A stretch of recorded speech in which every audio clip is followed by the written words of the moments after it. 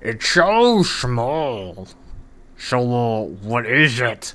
This is a keyboard. It's called the Minivan. It's so small. How do you type on it? I mean, the keys are spaced the same distance as a normal keyboard. Okay, well, where are your number keys, your arrow keys, your numpad? Well, this keyboard has layers, and when you access them by hitting layer, Oh yeah, well, why you gotta use a different keyboard?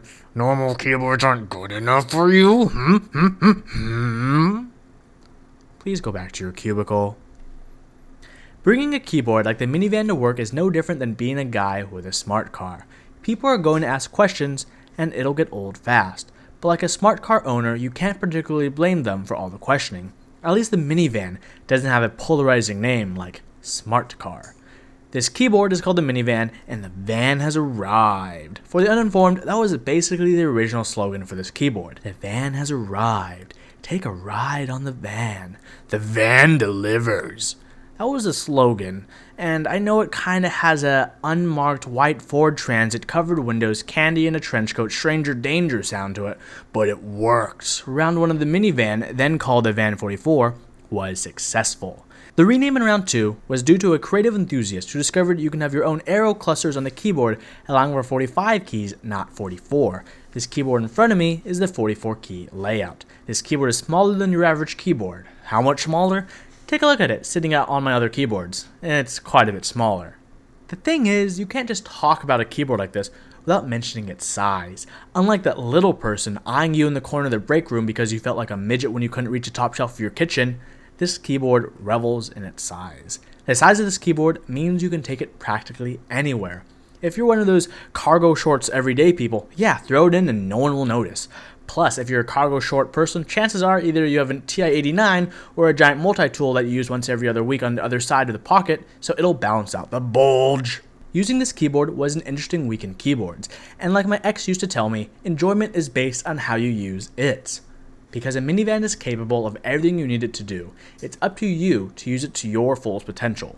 I say your fullest potential because there's nothing that this keyboard limits you in aside from the total number of switches that only matters as much as you want it to matter. You can have arrow keys, you can have function keys, you can have a numpad, you can have your navigation cluster, you can have all of that on this keyboard if you want to.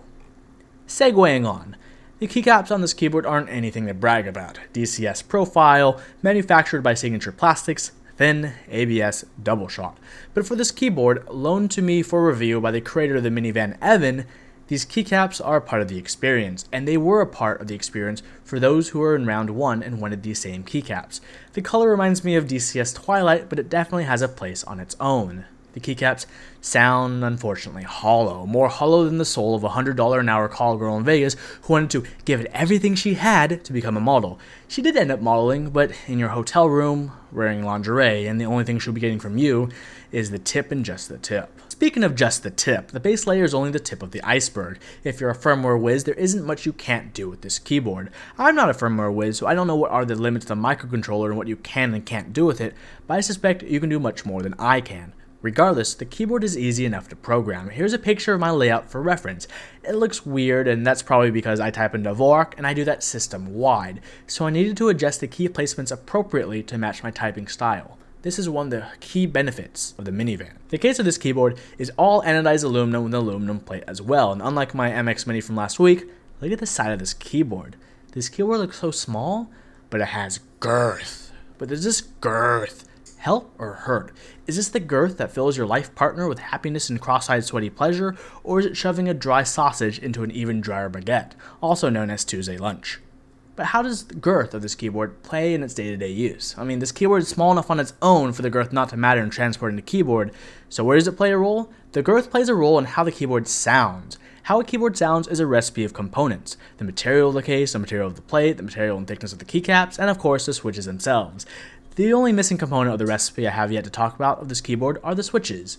The switches here are run-of-the-mill Gateron Blues, and they work. Of course, if you're getting a keyboard like this, you're most likely already a person who knows what switches they want. This is no typical, I want to get into a mechanical keyboards kind of keyboard. This is for the person who's already into mechanical keyboards but wants to go deeper. Overall, the sound is cheap. I'm hoping version 2 on Mass Shop with the potential for the DSA keycaps will sound better, since they'll be produced by Signature Plastics. don't expect them to be particularly spectacular. Expect them to work just fine, because they probably will. Nothing more, nothing less. Using this keyboard for a week didn't pose any difficulties for me. I type basically all day or a day. I guess for quite a bit of people, the main concern of this keyboard is, can you get used to it using it every day for everyday tasks? Yes. Going back to my earlier point, this keyboard is capable of anything you want or need it to do, except to grow taller, wider, or bigger in any way. A common theme I like to keep to is that a keyboard is the sum of its parts. The sum of a keyboard's parts will hopefully create a keyboard with character. A keyboard with a good or interesting character is one you might want to go back and type on. The Minivan, the sum of its parts, has character. It is by no means perfect. It comes with meh at best keycaps, and depending on your switches, it could sound cheap. It's small, it is only restricted by the amount of switches available per layer, and finding keycaps might not be the easiest task, and you're always bound to start a discussion by simply having this keyboard on your desk. All in all, it works. This is a keyboard for those who are looking for this keyboard. This keyboard wasn't made to answer anybody's wants or needs except for Evan. It just works out that other people also enjoy this layout, keyboard, and everything it has to offer. So how does she type? That depends on you. She typed very well under my fingers, and if you care to try to program her to your desires, learn her every curve, key, and sounds, you will type well on her too. There's one final criticism, and this has to do more with Evan than the keyboard. Look at this sticker, and look at the van. That doesn't look like the Minivan to me. What keyboard is this? Is this a future Evan layout? Is he trying to hint at us through these stickers? It's not a layer I'm familiar with. I'm watching you, Evan. Here's the typing sounds. Thank you for watching, everyone.